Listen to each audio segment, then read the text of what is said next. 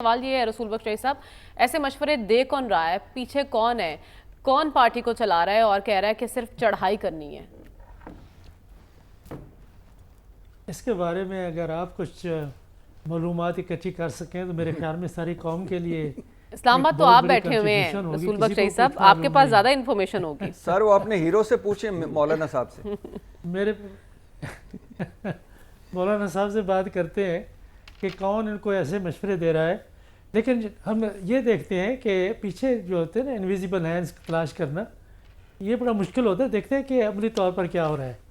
جو کچھ امین گنڈا پور صاحب کر رہے ہیں، علی امین گنڈا پور صاحب، وہ میں نہیں سمجھتا کہ یہ تحریک انصاف کو کوئی اس کے ساتھ کوئی انصاف کر رہے ہیں، بلکہ ان کا کردار میرا خدشہ ہے کہ وہ ایسا نہ ہو جائے متنازع، جس طریقے سے کہ لوگ پنجاب کے سابق وزیر اعلیٰ بزدار صاحب کے بارے میں کہتے تھے اور عمران خان صاحب سے کہتے رہتے تھے کہ اس سے صوبے کو جان چھڑائیں، کہ یہاں پہ کوئی ترقی ہو، کرپشن ختم ہو، کوئی استعداد بیوروکریسی کی بڑھے۔ لیکن وہ ایسا تاریک دور تھا پنجاب کی سیاست میں اور پنجاب کی حکومت میں کہ اس کی مثال نہیں ملتی۔ اور میرا خیال یہ ہے کہ ہمیشہ میں کہتا رہا ہوں کہ اگر تحریک انصاف اپنی مدت پوری کرتی تو شاید 4-5 سیٹیں بھی شاید ان کو نہ ملتی۔ یہ بات کی ڈیولپمنٹس ہیں کہ وہ دوبارہ ایک طرح سے انہوں نے اپنی ساکھ بنا لی۔ جو کچھ علی امین گنڈا پور صاحب کر رہے ہیں، میرا نہیں خیال ہے کہ یہ اپنے صوبے کی خدمت کر رہے ہیں یا جمہوریت ایسے میں کیا لگتا ہے آپ کو گورنر راج کے امکانات ہیں؟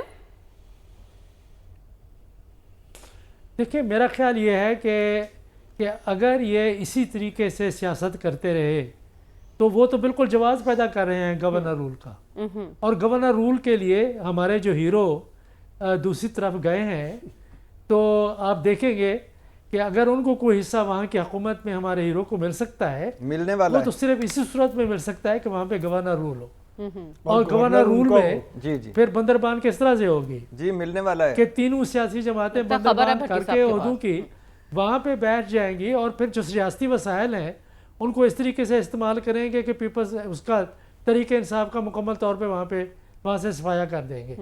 تو یہ علی امین گنڈا پور صاحب کو یا ان کے پیچھے جو بھی لوگ ہیں، میں کہتا ہوں کہ جو بات انہوں نے کی ہے، ارشاد بٹی صاحب نے کی ہے، بشرا بی بی کے حوالے سے ہم بھی احترام سے کہتے ہیں کہ ان خواتین کو وہ کام کرنے دیں جو وہ ماضی میں کرتی رہی ہیں۔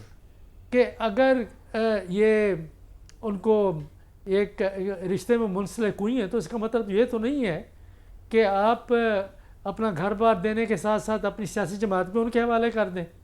یہ سیاسی جماعت، یہ پاکستان کے جتنا تحریک انصاف کے کارکن ہیں، یہ ان کی سیاسی جماعت ہے، ان کے رہنماؤں کی سیاسی جماعت ہے۔ یہ فیصلہ ان کو کرنے چاہیے، یا اگر گھر میں آپ نے فیصلے کروانے ہیں یا گھر والے ہی فیصلے کرتی ہے تو پھر جو موروثی سیاست کے بارے میں ہم بات کرتے ہیں، صرف زرداری صاحب کے بارے میں، ان کے خاندان کے بارے میں، یا شریف کے خاندان کے بارے میں کیوں ہم بات کریں، شریفوں کے خاندان کے بارے میں بات کیوں نہ کریں؟